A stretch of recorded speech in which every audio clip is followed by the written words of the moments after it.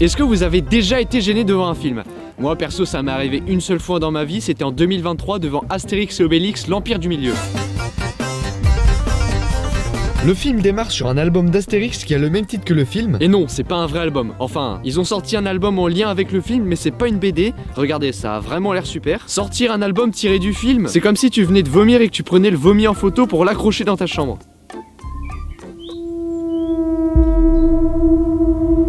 Bref, on retrouve donc Astérix et Obélix qui se promènent dans la forêt avec un Obélix anorexique Qui pour la première fois dans cette saga n'est pas interprété par Gérard Depardieu. Quoi? Gérard Depardieu. Ok. Enfin bref, en ce début de film, Astérix est en pleine remise en question. C'est comme la potion magique. Qu'est-ce qui nous prouve que c'est pas mauvais pour l'organisme? On n'a pas le recul, hein. Moi je te le dis, on n'a pas le recul, hein. Et oui, ça commence toujours comme ça et après on sait comment ça finit. Au final, est-ce qu'ils y sont vraiment allés sur la Lune? Et on sait pas en vrai. Les gars, on est d'accord que le Covid c'est du pipeau. Et les chambres avec gaz alors, ça a été prouvé au moins? Bref, c'est là qu'Astérix et Obélix tombent sur des Romains et Astérix décide de les combattre sans potion magique. Ouais, sinon t'avais ton glaive juste ici là. Obélix décide de ne pas intervenir et les Romains attaquent Astérix en le frappant avec leur bouclier. Ouais, sinon vous aviez vos glaives juste ici là. Donc y a vraiment personne qui sait se servir d'une arme dans ce film. Ok. Alors je pense qu'on va devoir revoir les bases. Bonjour, ici Benoît de la chaîne L'Armurerie de Benoît. Ma femme est morte hier. Aujourd'hui, je vais vous apprendre à vous servir d'une arme. Mon médecin m'a dit que j'en avais plus que pour 2 mois. Alors on va commencer par le pistolet. Démonstration.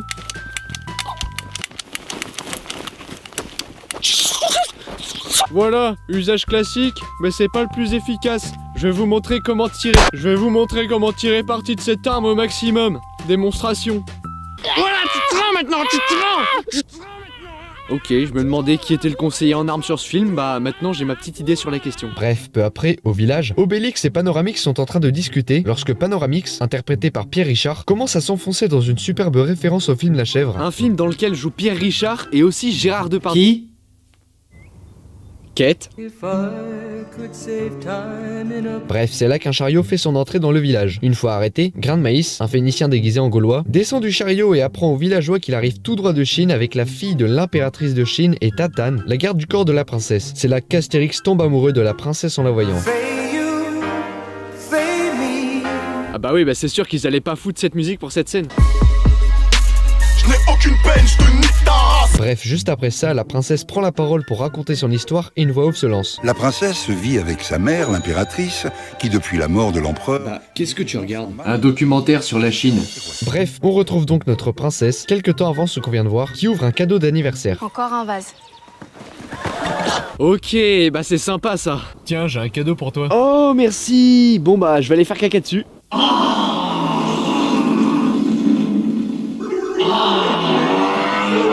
Bref, c'est là que nous faisons la connaissance de Dancing Queen, en vrai c'est marrant, accompagné de son conseiller que l'impératrice ne connaît pas. Qui est cet homme? C'est Rikiki. Bref, Dancing Queen, qu'on va appeler Abba parce que sinon ça va vite me saouler, demande à l'impératrice si elle a réfléchi à sa proposition de mariage avec la princesse. J'en ai parlé à la princesse, oui. Hein? Et nous avons bien ri. Et vous avez bien ri Kiki même. Femme qui rit, hein? Femme qui rit Kiki même. Ah, on me dit là-bas que je dois fermer ma gueule. Bref, on retrouve ensuite l'impératrice, la princesse et Tatane dans une ville qui tombe sur Grain de Maïs. Oh, la fouine. La fouine, tu veux de l'aide là? Mais c'est pas la fouine, c'est la princesse. Ça se voit que c'est pas la fouine quand même. Genre lui par exemple, vous voyez bien que c'est pas la fouine. C'est la famille. C'est mon pote qui a la chef fripouille, il fait du rap. Et vas-y, fais écouter. Ok.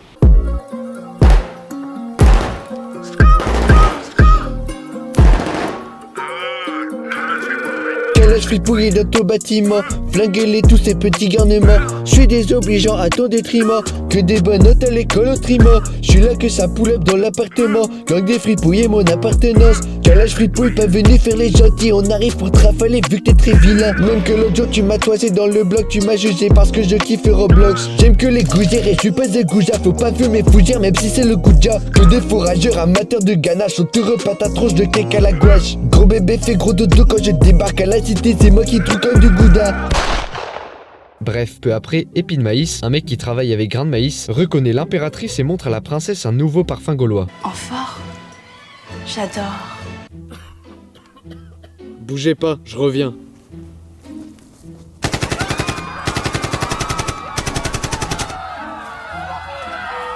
Ah, tu m'as mis des frissons de malaise, ça va pas ou quoi? C'est possible d'être encore plus gênant que ça, sérieux? On garde tout, on serre les dents. On dit ça va, mais c'est du vent. Le poids s'accumule lentement et Bref, c'est là que des flèches sont tirées en direction de l'impératrice et de la princesse par le vil Abba. Oui, tu es blessé? Non, mère, ça va. Ah oui, là ça joue carrément plus, d'accord. Brandon, tu es blessé? Non, Brendan, ça va. Brandon, t'as mal quelque part? Non, Brendan, ça va. Qui t'a fait ça, Brandon? Lui, là-bas? Attends un peu, je vais lui dire 2 mots. Brendan n'y va pas, il est trop puissant. Ah! Et tu l'as pas volé celle-là! Et que je t'y reprenne plus!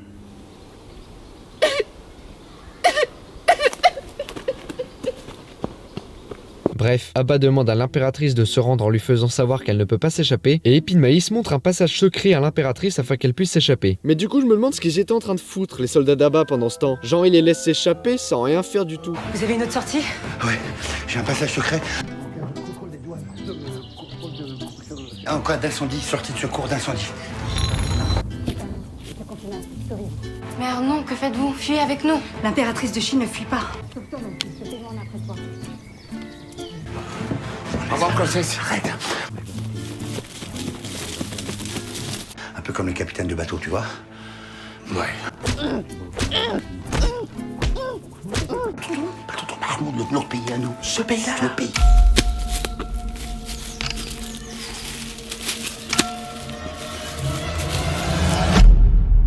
Bref, comme vous l'avez vu, l'impératrice décide de ne pas s'enfuir avec sa fille et Tatane et de se rendre à Abba. J'ai toujours pas compris pourquoi alors que j'ai vu le film 40 fois. Menteur. Bref, Épine Maïs décide de rester avec l'impératrice et ordonne à Grain de Maïs d'accompagner la princesse jusqu'en Gaule pour demander de l'aide à nos chers Gaulois moustachus, les muscles huilés de potions magiques comme il se doit. Enfin bref, c'est la fin du flashback et Grain de Maïs propose l'aide des Gaulois à la princesse. Pendant ce temps, au palais de César, le conseiller d'Abba débarque et propose à César de nombreuses richesses en échange d'un soutien militaire afin d'aider Abba à devenir empereur de Chine. Explique-moi tout clairement, mais ne raconte pas de salade à César.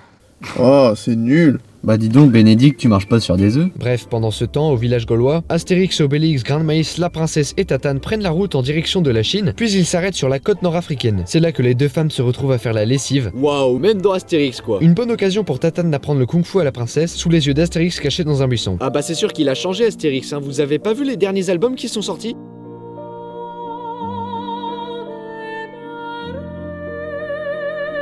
Bref, on retrouve ensuite nos amis gaulois qui s'arrêtent à un port égyptien et qui se rendent dans une taverne afin de trouver un capitaine. C'est dans cette taverne que nos amis tombent sur un personnage un peu particulier. C'est le pire des mots, mais c'est connaître l'amour. Je vous présente Bibine, une sorte de parodie d'Edith Piaf interprétée par une Marion Cotillard méconnaissable. Marion Cotillard qui avait interprété le rôle d'Edith Piaf dans le film La Môme sorti en 2007. Donc vraiment, tout le monde a sa petite rêve perso dans le film en fait. Bah tenez, même lui il a sa ref, alors qu'il est même pas dans le film. Salut, moi c'est Boniface, et le film Astérix et Obélix, l'Empire du Milieu fait référence à moi, ouais.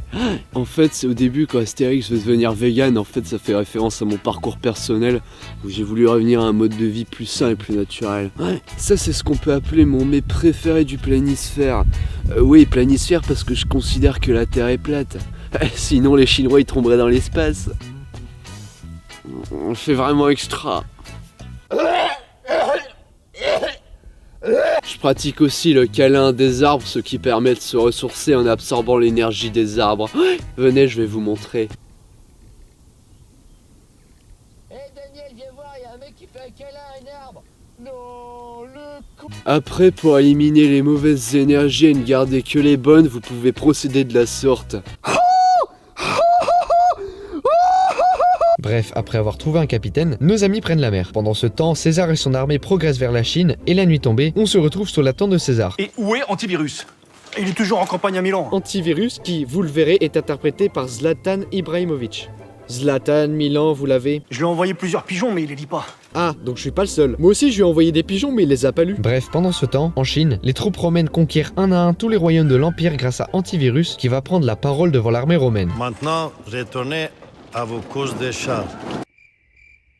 Quoi? Maintenant, retournez à vos courses des chars. Je l'ai écouté en boucle et j'ai jamais compris ce qu'il disait. Si vous avez compris, n'hésitez pas à le mettre en commentaire et n'écrivez pas de conneries, hein. En plus de ça, ça se voit qu'il a galéré à dire son texte. Maintenant, retournez à vos causes des chats. Bref, une fois la nuit tombée, sous la tente de César, Rikiki nous donne des informations sur le dernier royaume de Chine que les Romains n'ont pas encore conquis. Il laisse derrière lui un héritier, son fils doudingue de 20 ans, obligé de se cacher sous un masque à cause d'une terrible malformation. C'est l'homme au masque de bambou. Eh, c'est bon, ça sert à rien d'en faire tout un fromage.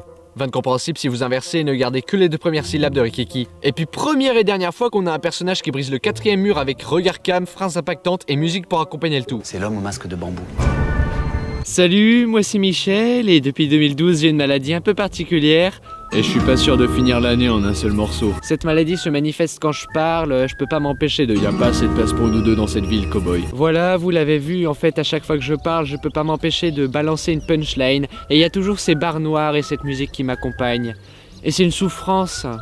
Cette vache c'était la mienne, alors je te conseille de garder ton col sous ton oreiller cette nuit. Du coup, j'ai pas d'autre choix que de pas parler et de rester chez moi, sans bouger.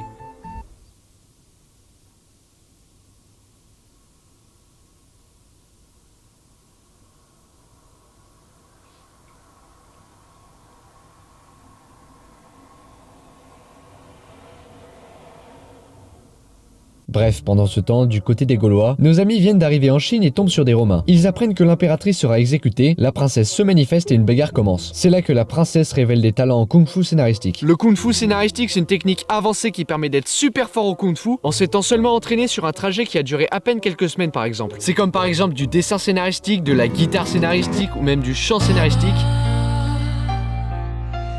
Kill the man. Put a gun against his head. En tout cas, j'aimerais bien avoir 100 000 abonnés scénaristiques, et être heureux scénaristique, et avoir des amis scénaristiques. Enfin bref, à un moment, il y a ce chinois qui frappe Obélix non pas avec la lame de son arme, mais avec le manche. Bon, ça m'embête, mais je vais devoir rappeler Benoît, hein. Bah, il est passé où, lui? Je suis là.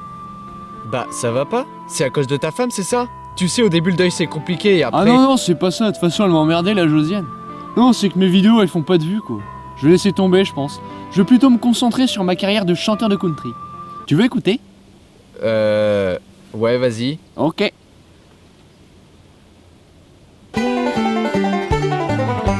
It's American, I live in Texas. It's American, I shoot with my gun. It's American, I live in Texas. It's American, I shoot with my gun.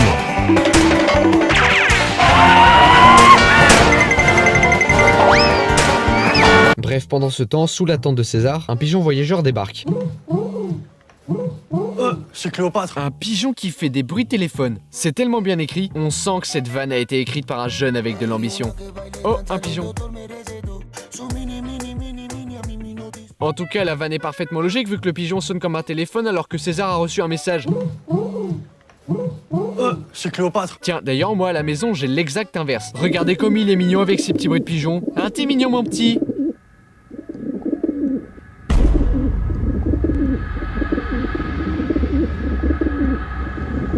Bref, juste après, les Gaulois libèrent l'impératrice, qui part avec Tatane pour constituer une armée, tandis que les autres décident de se rendre au palais du dernier royaume chinois pas encore conquis par les Romains. Pendant ce temps, chez les Romains, Abba et César discutent. Qu'est-ce que c'est que cette musique? Ils sont combien? 4 et une chanteuse. Et tu te promènes toujours avec tes musiciens? Ouais, c'est pratique. Trop bien, il se fait sa propre BO en temps réel dans la vraie vie en fait. Alors, cowboy, comme ça on est méchant? Troubadour, changement de musique. Ciel, je suis dans la cuisine. Tu es belle et moi la belle. Folle première classe. Bref, le lendemain, nos amis arrivent au palais du dernier royaume chinois qui n'a pas encore été conquis par les Romains. La princesse se présente, mais le conseiller du roi a besoin qu'elle prouve son identité. Est-ce que cette pièce vous fera enfin vous incliner devant la fille de votre impératrice? Toutes mes excuses, princesse souillée. Attends, genre cette vague représentation de la princesse sur une pièce, ça lui donne la preuve irréfutable que c'est bien la princesse. Moi j'ai un peu de mal à y croire quand même, hein. Bref, après avoir eu confirmation de l'identité de la princesse, le roi débarque et retire son masque.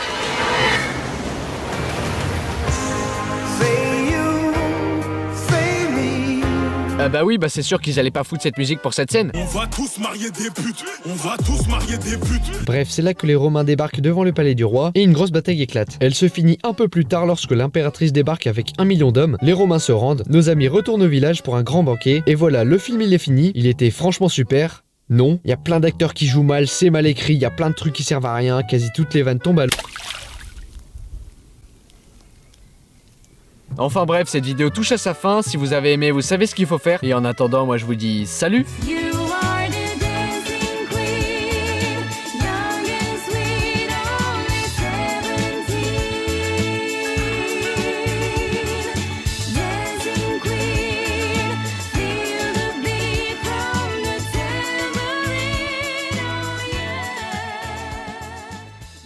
Elle apprend à faire la lessive parce qu'elle sait qu'elle va avoir un quotidien plus rude en Angola avec moi. Elle se prépare pour sa nouvelle vie.